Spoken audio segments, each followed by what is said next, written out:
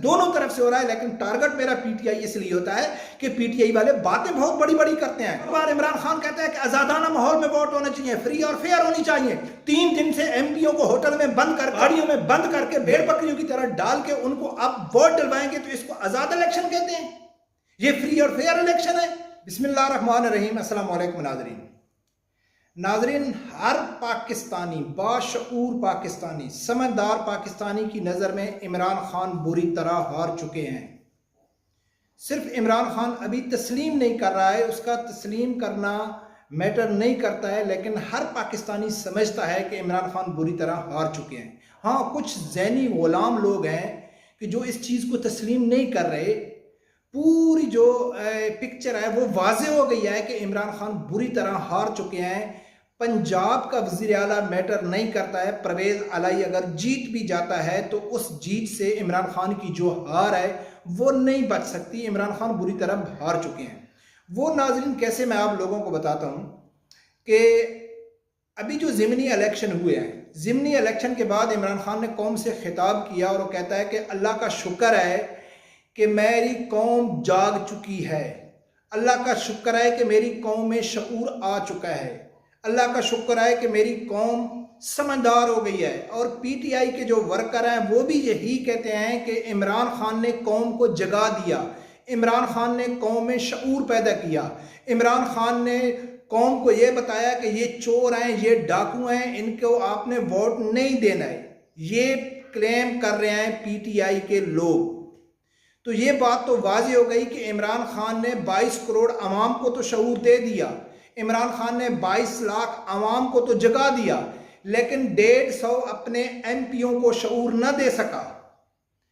150 अपने एमपीओ को सादिक और अमीन का, यानी कि वो उनको सादिक और अमीन न बना सका, उनमें शऊर पैदा न कर सका। यानी कि जिस 22 करोड़ अवाम ने दुश्मनियां उठा के इमरान खान की उन 150 एमपीओ को चुना, तो वो इमरान खान के 150 एमपीओ ने गरीब अवाम के वोट की हिफाजत न कर सके। उनकी जो इमानत थी उस अमानत में उन लोगों ने खयानत की। तो ये कमज़ोरी किसकी है? ये कमज़ोरी है इमरान खान की। अगर परवेज़ अलाई जीत भी जाता है तो भी इमरान खान हार चुका है। वो कैसे कि आप लोगों को मालूम है कि आज पंजाब असम्बली में पीटीआई ने अपने एमपीओ को कैसे लाया। उनको 2 दिन से होटल में बंद करके रखा हुआ है। वो किसी से मुलाकात नहीं कर सकते, किसी से फ़ोन से बात नहीं कर सकते। उनको बसों में भर कर लाया गया है। तो पहली तो बात यह है कि उन एमपीओ के लिए शर्म का मकाम है। वो जब बैठे होंगे अंदर तो वो अपने आईने के सामने खड़े होकर क्या सोचते होंगे कि हम एक गुलाम कौम है, गुलाम कौम है कि जिसके ऊपर हमारे लीडर का एतबार नहीं है, हमारा लीडर हमारे ऊपर एतबार नहीं करता है, इसलिए हमको होटल में बंद करके रखा हुआ है। तो नाजरीन, ये जो अगर परवेज़ अलाई जीत भी जाता है तो ये तो जबरदस्ती परवेज़ अलाई को वोट दिया जा रहा है। ये प्रेशराइज करके अगर नून लीग वाले खरीद रहे हैं तो पीटीआई वाले अपने एमपीओ को दबका रहे हैं, डरा रहे हैं कि हम आपके घर का घेराव करेंगे, आपके बच्चों का जीना हराम कर देंगे। जबरदस्ती परवेज़ अलाई को वोट दिला रहे हैं। अगर इन 150 एमपीओ में शर्म होती या इनमें शऊर पैदा हो जाता या ये अक्लमंद और बाशऊर होते तो इनको कभी हथकड़ियां लगा के होटल में बंद न किया जाता। वो आज़ाद घूमते, अपने गाड़ियों में घूमते, और जिस दिन अजलास बुलाना था, वोटिंग होनी थी, वो अपने अपने गाड़ियों में अपने अपने घरों से आते। उनकी इज्जत बढ़ती, उनका रिस्पेक्ट बनता, उसको मालूम पड़ता कि यार हम किसी लीडर के साथ खड़े हैं जिस लीडर का हमारे ऊपर एतबार है। तो यकीन माने कि वो 150 एमपीओ के दिल में क्या गुजरी होगी, चाहे वो नून लीग के हैं और चाहे वो पीटीआई के हैं। तो किस आज़ादी की आप बात करते हो, किस गुलामी की आप बात करते हो? ये अवाम इतनी यानी कि कम अकल नहीं है। ये सब कुछ अवाम देख रही है कि किस तरह वोटिंग हो रही है। ना नून लीग को अपने एमपीओ के ऊपर भरोसा है और ना पीटीआई को अपने एमपीओ पे भरोसा है। तो ये हरगिज इसका ये मकसद नहीं है कि इमरान खान ने 22 करोड़ अवाम को शऊर दे दिया और 150 एमपीओ को शऊर नहीं दे सके। इसका हरगिज ये मकसद नहीं है। इसका मकसद ये है कि 150 एमपीए जो हैं वो बाशऊर हैं, और जो इमरान खान को जिन जिन वर्करों ने वोट दिया वो जहल है और उनको किसी चीज का इल्म भी नहीं है। वो कैसे, मैं आप लोगों को बताता हूं कि परवेज अलाई के बारे में इमरान खान क्या कहते थे, कुछ भी कहते थे, यानी कि वो उसको चोर, डाकू, पंजाब का सबसे बड़ा डाकू कहते थे। और ये पीटीआई के एमपीओ को अच्छी तरह मालूम है कि इमरान खान इनके बारे में क्या कहते थे। इमरान खान ने अपने नजरियात से यू टर्न लिया, वापस आया अपनी कुर्सी के लिए। इसने अपनी कुर्सी के लिए अपना थूका हुआ चाटा। हम उस लीडर को सपोर्ट क्यों करें कि जो अपने नजरियात के ऊपर कायम नहीं आए, जो अपने बात जो करता है उस बात से वो मुकर जाता है।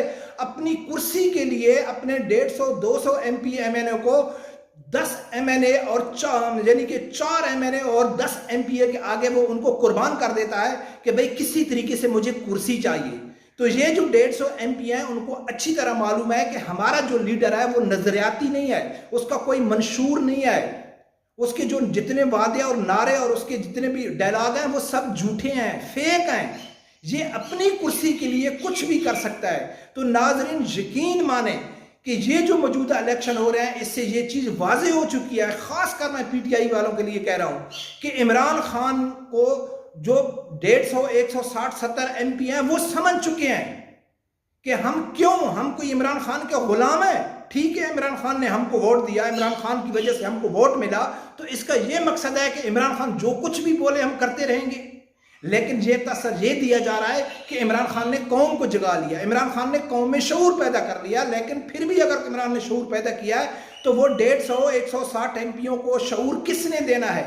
जो लीडर, एक लीडर जो 25 साल में 200 एमपी एमएनए भरोसे के तैयार ना कर सका, वो मुल्क को कैसे चलाएगा? वो कौम को कैसे, पाकिस्तानी कौम को एक मुतहिद करके कौम तैयार करेगा? यार ये क्या है? 2 गलतियां होती है, तीसरी गलती के लिए अल्लाह का ताज़ात भी माफी नहीं देता है। सेनेट के इलेक्शन में इसके लोग बिक गए, डॉलरों की खातिर बिक गए।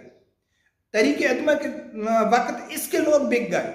अब जो बात हो रही है, तो आज भी अगर नहीं बिकते, परवेज अलाई जीत भी जाता है, तो यकीनन पीटीआई को अपने एमपीयू के ऊपर भरोसा नहीं था, इसलिए उनको होटल में बंद कर दिया। और मैं बड़े यकीन से कहता हूं, क्योंकि अगर उनको 10% भी यकीन होता तो वो कभी उनको बंद न करते। और उसमें बड़े बड़े सीनियर एमपी और बड़े बड़े सीनियर लोग थे, वो क्या सोचते होंगे कि यार हमारी इतनी इज्जत रिस्पेक्ट भी नहीं है, हमको एक होटल में बंद किया हुआ है, हमको मिलने नहीं दिया जा रहा है, हमारे फोन बंद किए हुआ है, हमारे कोई रिश्तेदारों को मिलने नहीं दिया जा रहा है, हमको बस में बंद कर कर जो लाखों और करोड़ों की गाड़ियों में प्रोटोकॉल में यही एमपी एमएलए जब जाते हैं, सब्जी लेने के लिए जाते हैं, तो 10-10 गाड़ियों के इनके साथ प्रोटोकॉल होते हैं। अभी इनकी वोटिंग का टाइम है तो इनको भेड़ बकरियों की तरह बस में डाल के लाया जा रहा है। तो इससे क्या, अगर वो परवेज अलाई जीत भी जाएगा तो समझदार कौम तो समझती है, हाँ जो जहल लोग हैं वो तो बड़ी खुशियां मनाएंगे, हो जी क्या बात है, हो जी परवेज अलाई जीत गया। लेकिन कैसे जीता? कैसे वोट दिया गया उसको? आजादाना वोट हुआ, जो बार बार इमरान खान कहता है कि आजादाना माहौल में वोट होना चाहिए, फ्री और फेयर होनी चाहिए। 3 दिन से एमपीओ को होटल में बंद कर भेड़ बकरियों की तरह डाल के उनको अब वोट डलवाएंगे, तो इसको आजाद इलेक्शन कहते हैं? ये फ्री और फेयर इलेक्शन है? समझती है कौन? वो जहल लोग हैं, जो शख्सियत पसंद लोग हैं, जिनको नजरियात से कोई तल्लक नहीं है, जो अंधे मुकल्लद हैं, जिनको किसी चीज का इल्म नहीं है, वो इस चीज के ऊपर यकीन करेंगे और खुशियां मनाएंगे कि हमारा परवेज अलाई जीत गया या हमारा हमजा शहबाज। दोनों तरफ से ऐसा हो रहा है, एक तरफ से, दोनों तरफ से हो रहा है। लेकिन टारगेट मेरा पीटीआई इसलिए होता है कि पीटीआई वाले बातें बहुत बड़ी बड़ी करते हैं, ईमानदार बहुत बनते हैं, सादिक और अमीन बनते हैं, एक खुददार कौम बनते हैं, एक आजाद कौम बनते हैं, ये किसी के गुलाम नहीं है। इसलिए पीटीआई के ऊपर ज्यादा तनकीद बनती है कि दूसरे तो चोर हैं, डाकू हैं, गुलाम हैं, आप तो आजाद है ना, तो कहां गए आपके एमपीए? तो नाजरीन, परवेज अलाई जीत भी जाए, मेरी नजर में, हर बाशऊर पाकिस्तानी की नजर में पीटीआई इमरान खान बुरी तरह हार चुका है, इसमें कोई शक नहीं है।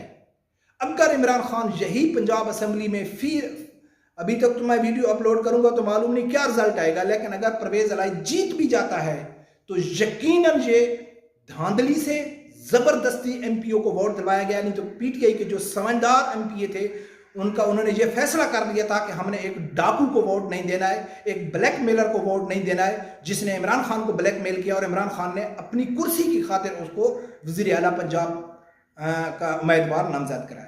रब परवरदिगार से यही दुआ है कि अल्लाह ताला हर आदमी को हक साथ सुनने की और उसके साथ खड़े होने की तौफीक अता फरमाए। अल्लाह हाफिज़।